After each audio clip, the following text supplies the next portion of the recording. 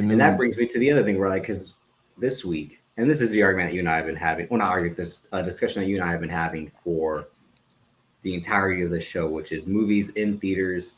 Who are movie stars? Who aren't? Because Quentin Tarantino had to throw his hat into the fucking ring to be like, Chris Evans isn't a movie star, which is like no fucking shit. And as much as I love Quentin Tarantino, like, you're not saying anything new, pal. We all know Captain America is the star. That's the argument. That's why something like The Gray Man had to go to Netflix, because that movie wouldn't have opened well with him and Ryan Gosling at the box office. And it's not that neither of them are movie stars. They're just not movie stars box office wise.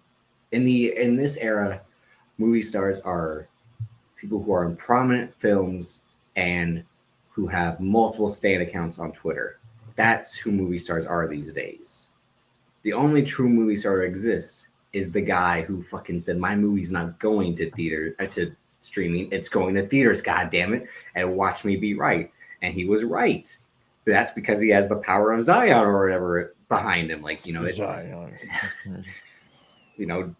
But it's true, because even people like Denzel Washington, Tom Hanks, legendary actors and draws in the past have had to migrate to streaming as well. Fucking the number one movie in the world is Wakanda Forever, and the number one movie to people in terms of like, wow, this is a great movie in this last week is Knives Out. Well, Glass Onion, a Knives Out mystery. And the argument about that is like, man, it's a shame that this movie's only playing in theaters for a week right now, and then we have to wait a whole month to watch it on Netflix.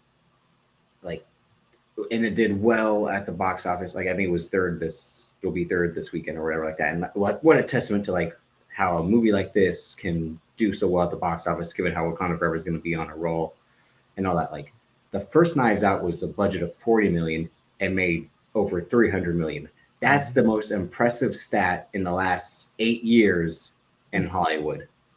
A $40 million movie making $300 million, like, with, sure, it's got an ensemble cast of, guess what, Chris Evans, because he's a movie star he's Captain America. I'll go see the movie he's in. And Mr. I'm not doing another James Bond movie unless you pay me $100 million, Daniel Craig, with top billing, but it's got Keith Stanfield. They had Jamie Lee Curtis, people, Michael Shannon, people you recognized were all in this movie. And it looked good. The trailers made it like, man, this looks like an entertaining movie. And Rian Johnson had to sell the fuck out. This movie didn't have to go to Netflix. He took their $400 million for 2 sequels, just so people would be like, oh, isn't it amazing how this man is taking Netflix money to make fun of the rich? Because that's apparently what Knives Out 2 is his commentary on tech bros and the rich and how awful they are. Like, he's taking their money and laughing in their faces. Like, no, he's their puppet, because Netflix is like, guess what? We'll pay you $400 million. We don't care, because we want the IP. This movie will live on here. And sure, you can poke fun at us and all the people in our field, but you're just a puppet in this fucking game. That's all it is. Because we'll give you your 1 week in theaters, but you're still the sellout, because that's what it is. Like all great artists, they'll sell out to put their art on. All right, so me and somebody else ironically had a discussion about this yesterday afternoon. Same as me and you been having this discussion. So Anthony Mackie, I think around the same time, said the same thing as that bastard Quentin Tarantino. Both, and this is Anthony Mackie now. I don't know how the Disney execs are going to feel about this, but it's Anthony Mackie. He kind of don't give a damn about what he say. So he said the same thing. He said people come to the movies to see the characters.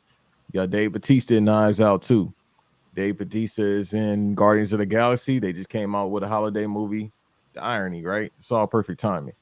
So they come to see the characters or the people that played the characters because, there's Drax the Destroyer. There's Captain America, like Davis just said. Ed Norton's in Knives Out, as we discussed last year when this movie was announced. Who isn't in Knives Out 2? They had Ed Norton, Catherine Hahn, who's in a lot of Adam McKay movies, and it was in WandaVision. They brought in beautiful Janelle Monáe. Jessica Henwick, Leslie Odom Jr. from Hamilton. Like he is again stacking the cast to be like, I want to Kate Hudson. I want to see this movie because it's got all these people I like in it, or two people I like in this movie. I'll go see it. What's it about? Oh, it's a mystery film. Ooh, what's going to be the twist? Who did it? Because of the people's fascination with true crime. Like this movie writes itself to make money.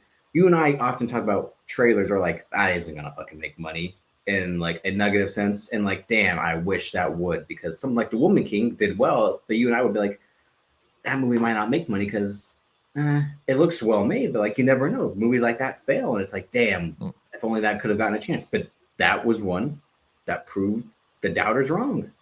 And that was a good movie too. Mm-hmm. And something like Bullet Train, where you're like, maybe 7-8 years ago, that movie would have been a big fucking deal. Yeah.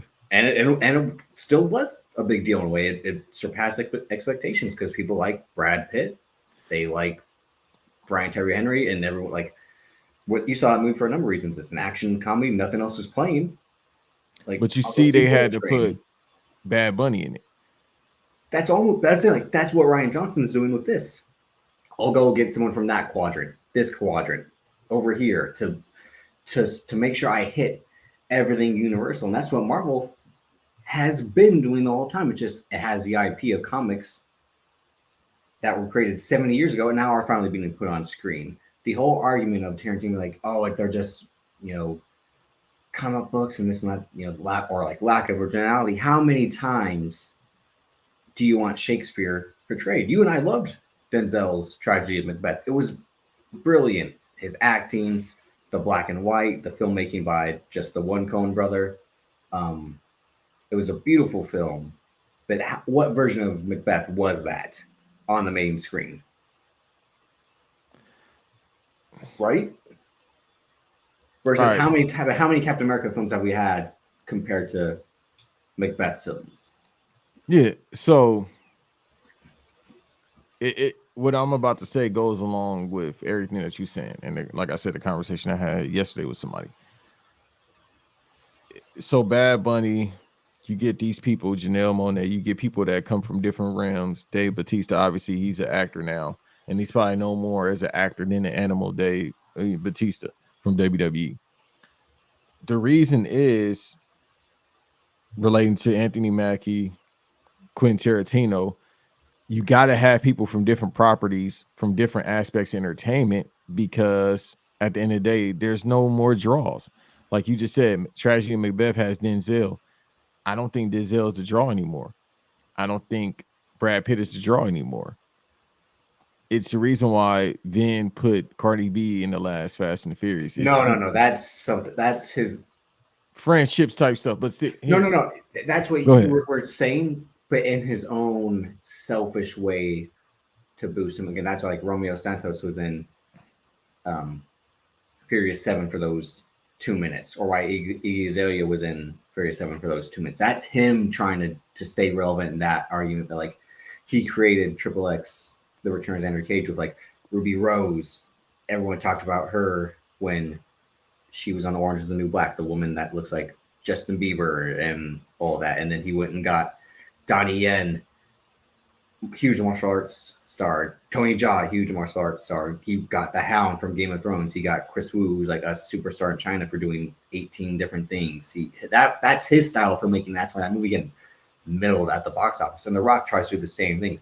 Black Adam tries to do Ant-Man, Doctor Strange, and Superman, right?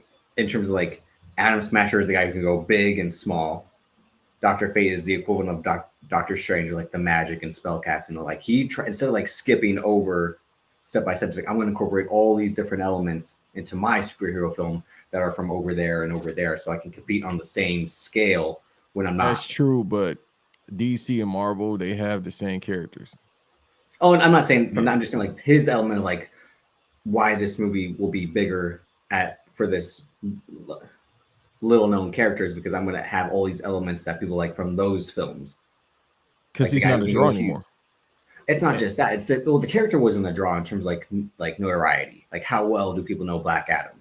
But still, let's say who's prominent right now? people in the chat as well. Who's big right now? Who's popular? All right, Bad Bunny, The Weeknd. Those are the only two people I could think of that are draws in entertainment. That's why I put this banner right there and I titled it, because the conversation I had was there's not a lot of big draws anymore in entertainment, you know, overall. It started out me talking about WWE or wrestling in general. It's only three to four draws far as like outside of entertainment, not just in wrestling. Bianca Belair, Roman Reigns, Jade Cargill, and I feel like it's one more person that brings eyes to pro wrestling.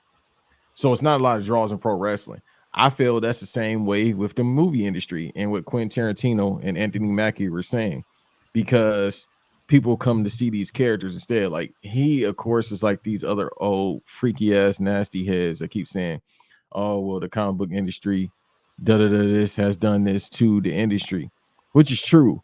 But at the same time, it's not any new talent. And then with this new talent, it's just like with professional wrestling, it's depending on how they book to get the eyes on them.